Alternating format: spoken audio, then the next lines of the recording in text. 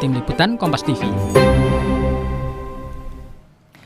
Kejaksaan Agung tengah memburu Riza Khalid, tersangka baru dalam kasus dugaan korupsi tata kelola minyak mentah dan produk kilang yang kini diduga tengah berada di Singapura. Apa yang kemudian bisa jadi kendala dalam mengejar seorang Riza Khalid? Kita bahas petang ini bersama dengan peneliti Pukat UGM Zainur Rohman. Selamat petang, Mas Zainur dengan Maidov. Selamat sore, Mbak Maidov. Anda membaca seberapa besar peran Riza Khalid dalam kasus ini, Mas Zainur? Ya, saya justru melihatnya Riza Khalid ini sebagai pemain utama ya, bukan carry anaknya begitu ya. Memang yang sudah terlebih dahulu ditetapkan sebagai tersangka oleh kejaksaan adalah Carry, anak Riza Khalid. Tetapi sebenarnya Riza Khalid ini kan pemain lama, Mbak. Bahkan dari kasus Petrol di tahun 2015, itu Riza Khalid sudah ada di center, di tengah-tengah persoalan. Tetapi kemudian ketika berlanjut di tahun-tahun berikutnya, termasuk di tahun 2018 ketika KPK menangani kasus Petrol, justru Riza Khalid ini lolos dari jeratan hukum. Bahkan kasus di KPK sampai saat ini mandek. Nah, kemudian ketika sekarang kejaksaan menetapkan Riza Khalid sebagai tersangka, ini apapun itu merupakan satu bentuk kemajuan.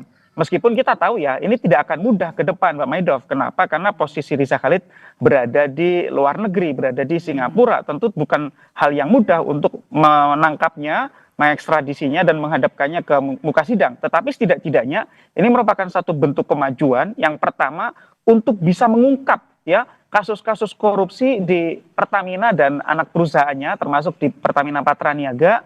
Dalam konteks ini adalah kasus blending RON 88 dengan RON 90 dan 92, dan juga kasus-kasus lain terkait dulu di Petrol, Mbak Maidov. Oke. Anda melihat seberapa serius Kejagung mengejar Riza Khalid sampai ke Singapura?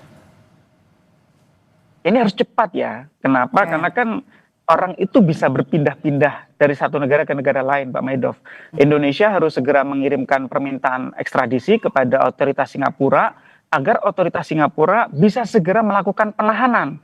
Kalau tidak ditahan oleh otoritas Singapura, maka seseorang yang sedang berkunjung di Singapura bisa dengan mudahnya pergi ke negara lain, ke negara lanjutan, apakah misalnya ke Eropa atau ke Afrika atau ke Amerika Selatan misalnya, itu akan semakin susah untuk ditangkap.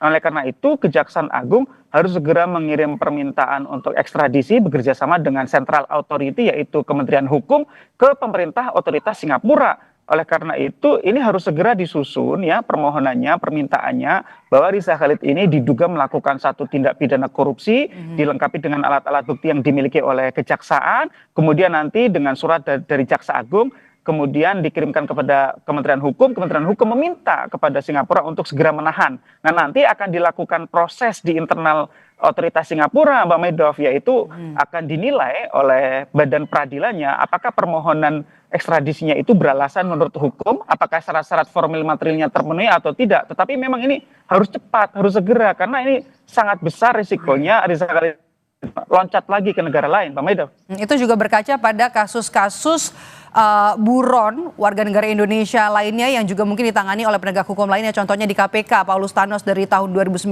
kemudian juga baru bisa diekstradisi pada tahun 2025.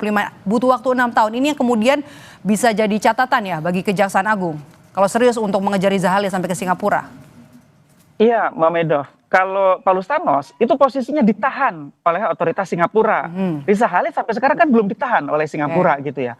Itu pun Paulus Thanos bukan hal mudah, saat ini sedang berlangsung proses persidangan di Singapura untuk menentukan apakah permohonan pemerintah Indonesia itu sesuai dengan perjanjian kerjasama ekstradisi yang telah ditandatangani antara pemerintah Indonesia dengan pemerintah Singapura.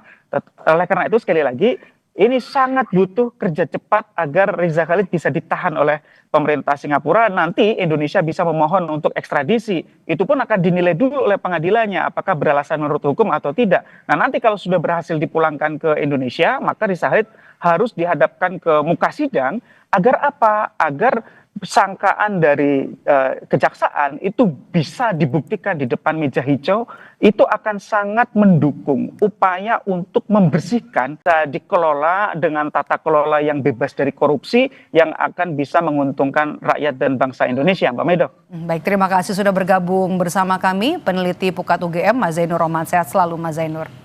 Sama-sama, Mbak. Usai jeda saudara, sesaat lagi Kompas Petang kembali dengan informasi.